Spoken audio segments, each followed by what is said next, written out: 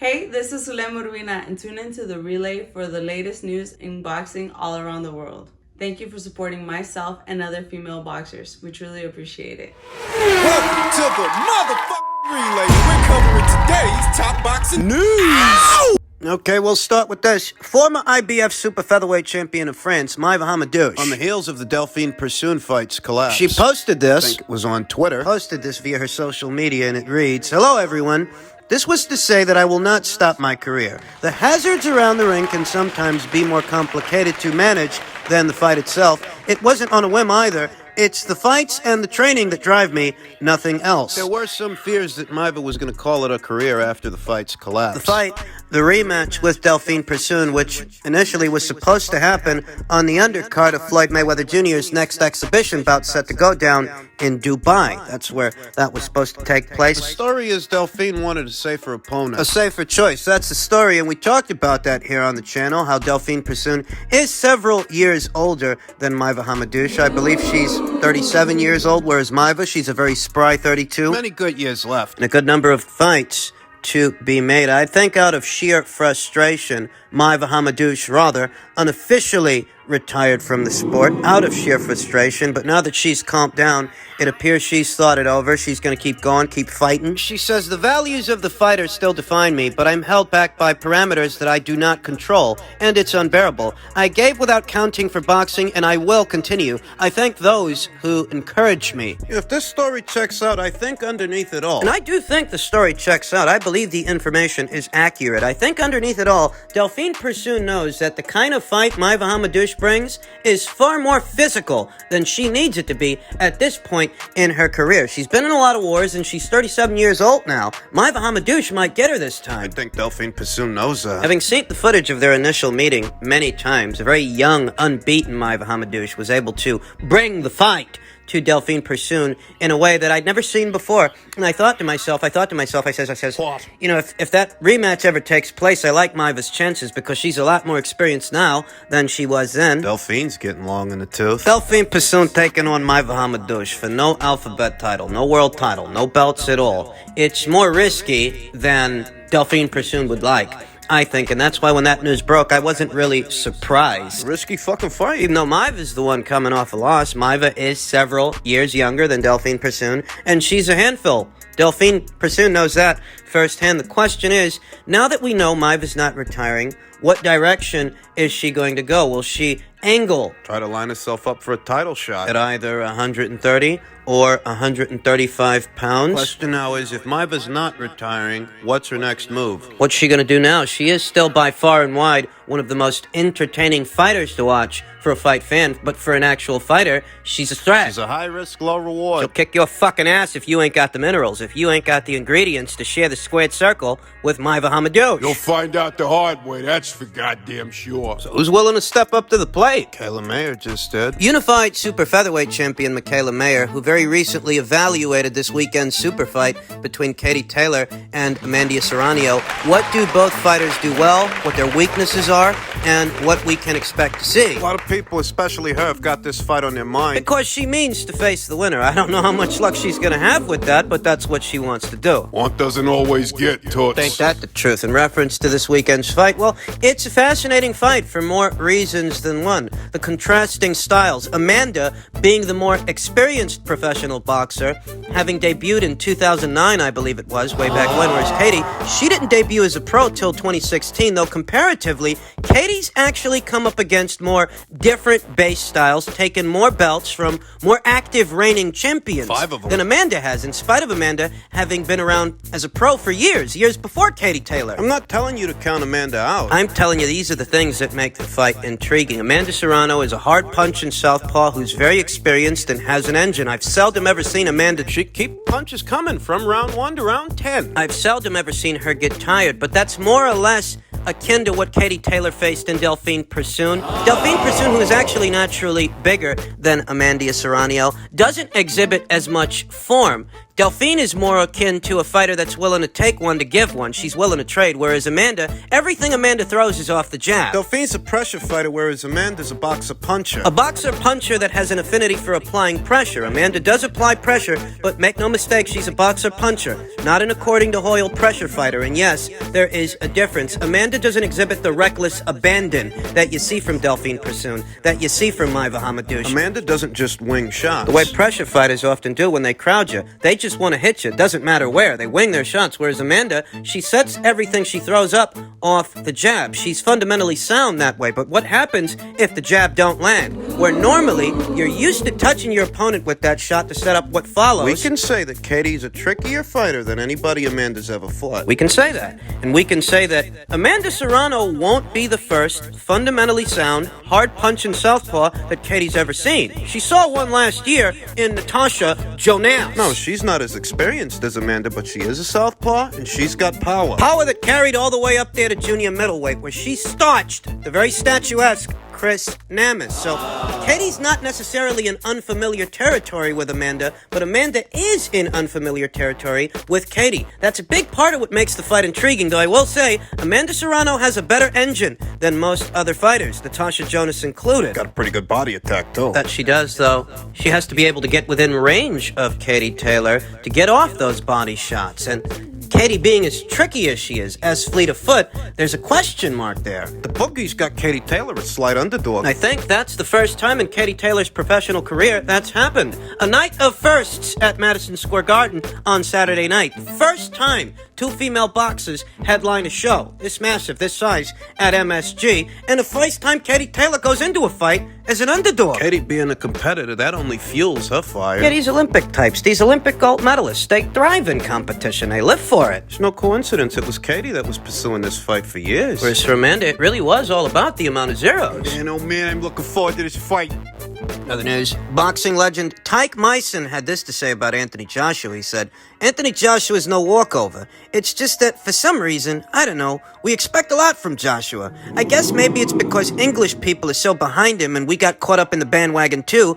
Americans expect a lot out of Joshua. And I don't think he's wrong. I think there were a lot of high hopes and a lot of high expectations from the Americans, from the Brits, for Anthony Joshua. I think What? the disconnect is that those expectations weren't met. You think he didn't live up to people's expectations? No, I think he did, and people are acting like he didn't. That's what I think the disconnect is. I think the disconnect is that people are immediately writing off Anthony Joshua after he's accomplished so much He has. already They do. in a short amount of time. It's not that Anthony Joshua didn't live up to people's expectations. It's that people are acting like he did. As a Brit, What? as an Englishman. You're not English. But I speak it. I see a lot of people in a hurry to disrespect Anthony Joshua. I'm not sure why. I understand this is the hurt business, and at times there are some hurt feelings. People say hurtful things, but there really does seem to be a desire in some circles to act like Anthony Joshua's... There's some people out there look like they got resentment towards that guy, resentment towards Eddie Hearn. Why would they resent either of those guys? No, I'm not talking about the Americans. I'm talking about the Brits. The average American boxing fan is a fucking bozo, an idiot. No, I don't expect the average American boxing fan to realize that in Anthony Joshua's 15th to 16th professional fight, he was already fighting for a world title. Who was Tyson Fury fighting in that same amount of fights? Who was Deontay Wilder fighting in that same amount of fights? I don't expect your average American boxing fan to realize that just 3 years after going pro, Anthony Joshua was already fighting for a world title. And no, it wasn't against the best guy, but it was certainly a better guy than who Deontay Wilder was fighting. At that same point in his career. He was fighting a better guy than Tyson Fury was fighting. At that same point in his career. Whether we're talking about the amount of time since having gone pro or the number of fights since having gone pro, Anthony Joshua was moved a lot faster than those boys, and he achieved success a lot faster than those boys. Deontay Wilder didn't fight for a title till 7 years and 32 fights. Took him 7 years to fight for a title. 7 years and 33 fights. Took Tyson Fury 7 years and 25 fights to fight for a title. To Tyson's credit, he did challenge the man to beat, and he beat him. Whereas Anthony Joshua, it took him 3 years to become a champion. Just 3 years. It took him 3 years and approximately 15 to 16 fights. Now, Charles Martin is in no way, shape, or form the same caliber of champion that Vladimir Klitschko was. I mean, I think we all know know that, and I think we all agree on that much. But what I see here is a situation to where it didn't take years for Anthony Joshua to fight somebody that was world level, somebody with a title. At minimum, that's what Charles Martin was at that time. It didn't take Anthony Joshua 7 years to fight a guy like that. It only took him 3. Charles Martin was Anthony Joshua's 16th pro fight. In his 16th pro fight, he was fighting the then reigning, unbeaten IBF heavyweight champion. And before Tyson and Deontay Wilder's fans go telling me about how awful Charles Martin was, hey, listen. Was Deontay Wilder fighting in his 16th pro fight? Was Tyson Fury fighting in his 16th pro fight? Compare the guys they were fighting to the guy that Anthony Joshua was fighting, and there's a clear difference. Tyson Fury's 16th pro fight was against Nikolai Firtha, who was a journeyman. He had 8 losses. Deontay Wilder's 16th pro fight was against Reggie Peña, guy with a record of 6 wins and 6 losses. Right. Essentially what I'm getting at is both Deontay Wilder and Tyson Fury debuted as professionals before Anthony Joshua. They actually had a head start. And in their 16th pro fights, they weren't fighting the kind of guy that Anthony Joshua was fighting.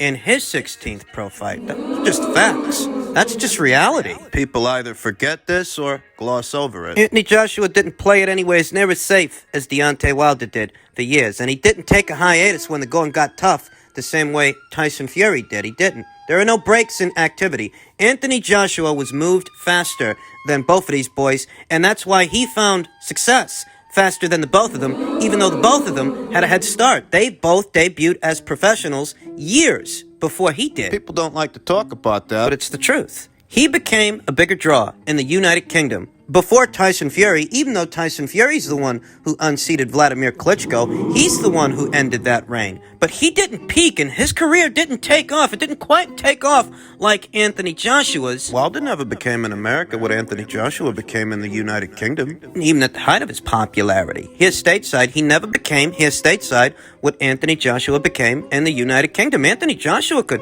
pack out a house with an unknown Russian in Povetkin or an unknown guy in Tacoma. I mean, Anthony Joshua didn't need a big name to do big business, whereas Deontay Wilder, his biggest fights, his very biggest fights, his biggest gates, biggest pay-per-view buys, He had to conjure up Tyson Fury to do any real kind of business, and look at what it costed him. Tyson Fury didn't find success, real success, until after Anthony Joshua. After Anthony Joshua already became a massive draw in the United Kingdom, Tyson Fury was on the comeback trail. He came here to America, he shocked the world, and did much better against Deontay Wilder than everyone expected him to. And that's really where Tyson Fury became what he is today. It wasn't off the Klitschko fight, it was off the Wilder fights.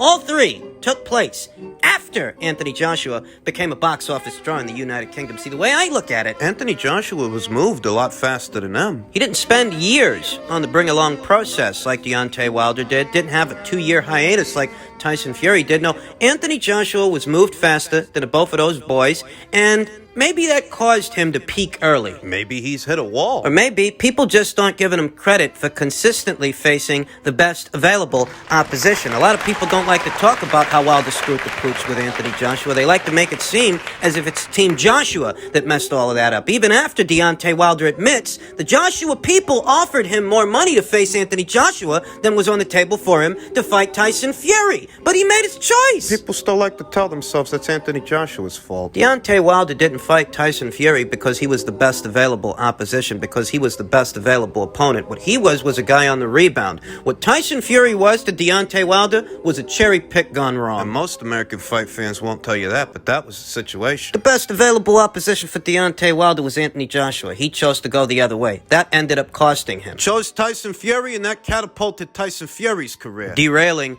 Deontay Wilder's. Those 2 boys fought each other to freeze Anthony Joshua out. Regardless of what happened in the Ruiz fight, regardless of what happened in the first fight with Usyk, regardless of what ends up happening in the Usyk rematch. Those 2 boys fought each other to freeze Anthony Joshua out. When you regularly fight good fighters, when you don't spend years on the bring-along process, and when you don't take hiatuses from the job, 2-year hiatuses, when you regularly fight the very best fighters you could fight, there are going to be setbacks. So I think about what Tyke Mason said. That a lot of the English and a lot of the Americans, they expected a lot from Anthony Joshua, and they still expect a lot of him, not realizing they're getting a lot, and they're getting it sooner than they got it from either Deontay Wilder or Tyson Fury. I don't know what's next for Anthony Joshua. I don't know if he can beat Alexander Usyk in the rematch, but what I do know is that he was in fact moved faster than the both of those boys, and both Deontay Wilder and Tyson Fury. Fighting Alexander Usyk for a second time might be the start of a downward spiral in Anthony Joshua's career. That's what it might do. But what it won't do is change the past. When it comes to the present, Dillian Whyte, much like his domestic rival, Anthony Joshua, is now coming off a loss. Both boys need to rebound. To that, Dillian Whyte says, I still want to fight the best. Win, lose, or draw on Saturday. I'd still have a few more fights versus the best guys and then retire. I want to fight everyone I lost to and try to avenge my losses. 100%. I can win a world title. That's the right attitude to have. It really is.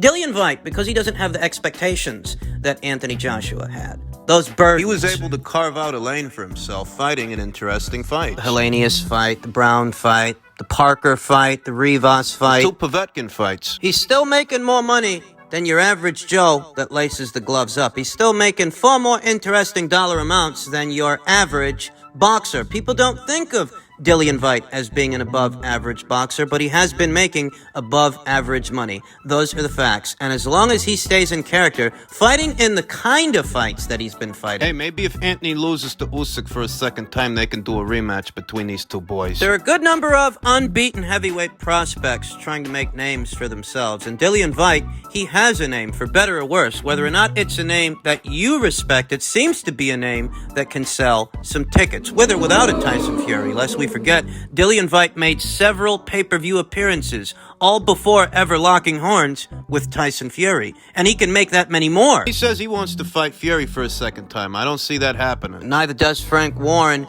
Maybe he can fight Anthony Joshua for a second time, depending on what happens with Alexander Usyk and their upcoming summer blockbuster rematch. We'll see. Boxing's a tough business. Because Dillian Whyte doesn't have the expectations laid before him, the expectations that an amateur standout, a gold medalist like an Anthony Joshua, because people don't have those expectations of him, They don't. Dillian Whyte, it might be a little bit easier for him to rebound off of his latest loss. Matchroom's got plenty of fighters. They could build a whole show around his comeback fight. A little confidence-building fight to get him back in the winner's bracket and get him back in the swing of things. Yeah, maybe. Presumably several months from now. It's something that can happen if Dillian wants to keep doing business with them. Maybe he wants to do business with Sky Sports. We've talked about that. Dillian's limitations as a fighter are a gift and a curse. They're a gift because people don't expect of him what they expect of an Anthony Joshua. They know he's miles away from a Tyson Fury, so he doesn't have that burden to have to live up to. He doesn't have that same pressure that those guys have. His limitations are a curse, but the reality of them is a gift. It's a gift because he is a fighting man. His demeanor, his attitude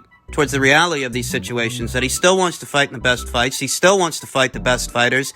If he plays his cards right, at minimum, he could be remembered as a consensus top 5 heavyweight in this era because he already has a better resume than Luis Ortiz, Parker, Povetkin. Hellenius, Rivas. He hasn't exactly lost the schmucks, you know. Hard-punching Alexander Povetkin, who's got a reputation for being a dangerous guy. Anthony Joshua. Him and Alexander are gold medalists. Tyson Fury, he's turning out to be this era's premier heavyweight, so is there any shame in losing to those 3 guys?